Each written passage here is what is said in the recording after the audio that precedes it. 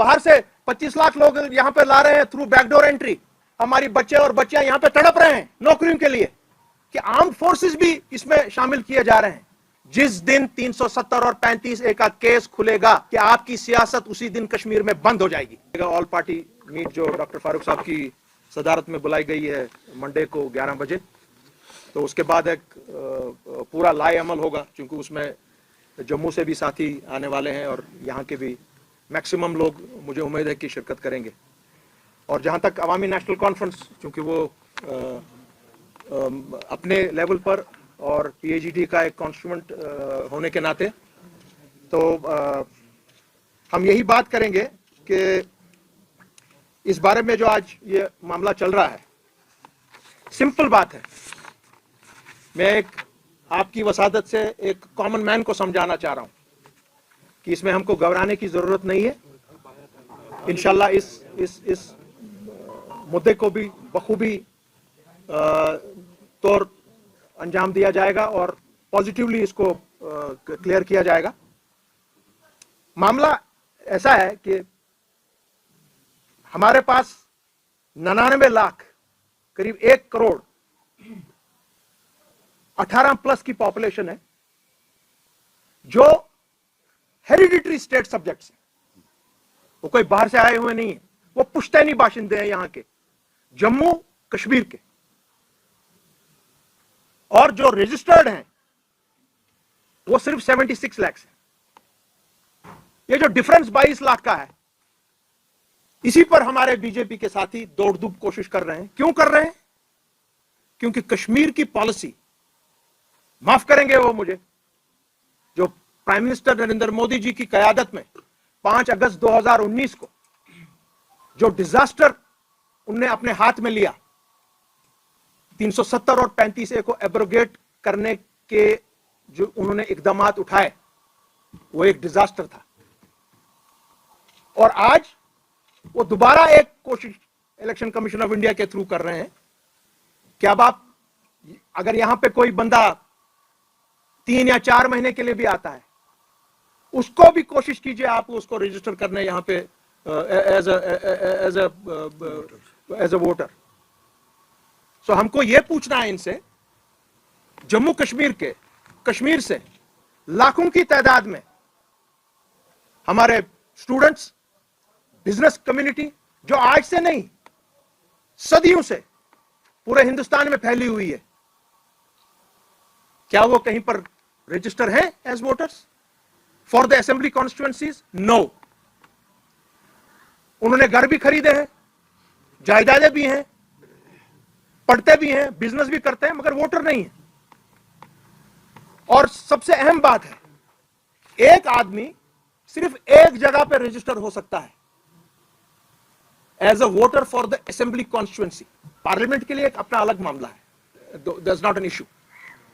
दूसरा जो तजब्जुब यहां पे लोगों में डाला गया है कि आर्म्ड फोर्सेस भी इसमें शामिल किए जा रहे हैं, that can not be done because we are under the Disturbed Area Act, we are under AFSPA, this is not a peace zone. और दूसरी बात, armed forces cannot be registered as a voter here in the assembly constituency, क्योंकि उनका अपना एक system है जो आज भी राइज है पूरे हिंदुस्तान में।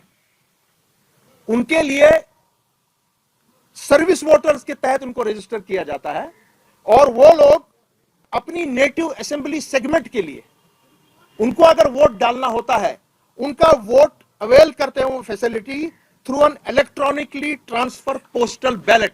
सो मेरे जम्मू कश्मीर के बाशिंदे, मेरे कश्मीरी भाई, प्लीज इस चीज को अपने दिमाग से बाहर निकालें कि कोई आर्म फोर्सेस भी इसमें शामिल किए जा सकते हैं। That is not possible.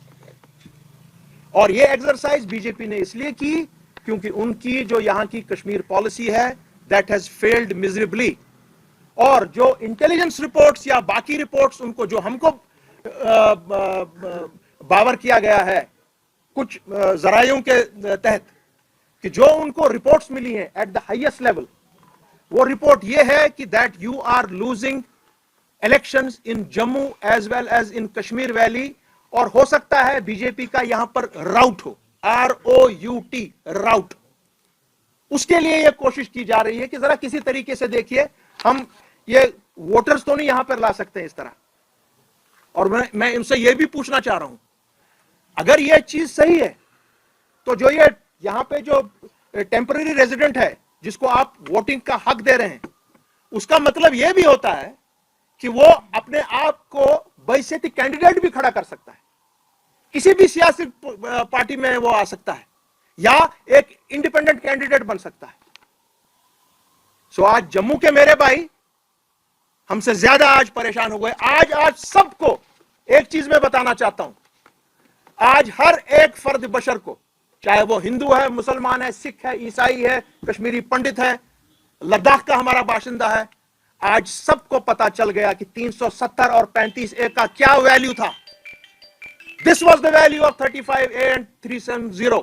ये कश्मीर सेंट्रिक नहीं था, ये मुसलमान सेंट्रिक नहीं था, ये हर किसी बाशिंदे के लिए था। उसकी नौकरी के लिए सिक्योरिटी थी, उसकी जॉब के लिए सिक्योरिटी थी, उसके जायदाद के लिए सिक्योरिटी थी और उसके वोटिंग राइट के लिए सिक्योरिटी थी। सो इस एक्सरसाइज को जो आप ये एक्सरसाइज कर रहे हैं election commission of India through the BJP, I think you are wasting your time. और आप एक चीज और कर रहे हैं, आपको आज मेरा कश्मीरी पंडित भाई कह रहा है कि that you have failed to protect मी।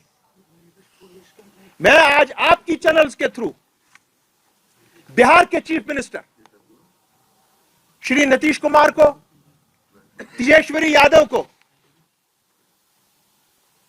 उनको मैं ये बावर करवाना चाहता हूं कि यहां पे हमारे जो लेबर फोर्स है, मैक्सिमम लेबर फोर्स बिहार का है, प्लीज वॉच आउट। उनको अब टारगेट बनाया जा रहा है। ऐसे ये जो कानून करने की कोशिश कर रहे हैं, उनको टारगेट बनाने की कोशिश की जाएगी। उस पर ध्यान दें और मरकजी सतह पर यह मामला उठाएं कि यह क्या मामला है कि आप वोटर्स को एनालिस्ट कराना चाह रहे हैं और मेरे यहां से भी फिर वोटर उठेंगे 4-5 लाख, 6 लाख, 7 लाख, 8 लाख, तो मेरा क्या यहां होगा? आप तो मेरे वोट फिर ले रहे हैं। इसमें बहुत सी चीजें हैं, इन चीजों पर ध्यान देना है। प्राइम मिनिस्टर मोदी और उनके रुफका को यह भी देखना चाहिए कि यहां अभी भी यहां एफए वाले लोग बाहर, हमारी बच्चे और बच्चियां यहां पे तड़प रहे हैं नौकरियों के लिए। मुझे आप बाहर से 25 लाख लोग यहां पे ला रहे हैं थ्रू बैकडोर एंट्री, और जो मेरे यहां पर बेकार नौजवान हैं जिनकी तादाद करीब 30 लाख पे पहुंच गई है, उसमें तो फिर ये 25 लाख का इजाफा होगा। मेरे बच्चों की नौकरियां कहां हैं? वो कहां जाएंगे? ये बातें हैं इस चीज के लिए। और ये शायद ये मामला जमेगा नहीं। हमें उम्मीद है कि all parties will work in unity for getting this matter scraped. और लास्ट में मैं दूसरी बात यह भी करना चाहूंगा कि जो भी हमारे बीजेपी के साथी, जब भी हम 370 और 35 पर बात करते थे, मैंने एक दफा बात की थी और दोबारा मैं आज रिएटरेट कर रहा हूं कि आपको अभी तक honourable supreme court of India ने बचाया है। जिस दिन 370 और 35A का केस खुलेगा, वो इतना वाटर टाइट केस है कि आपकी सियासत उसी दिन कश्मीर में बंद हो जाएगी, इंशाअल्लाह अल मुस्तान। बहुत बहुत शुक्रिया।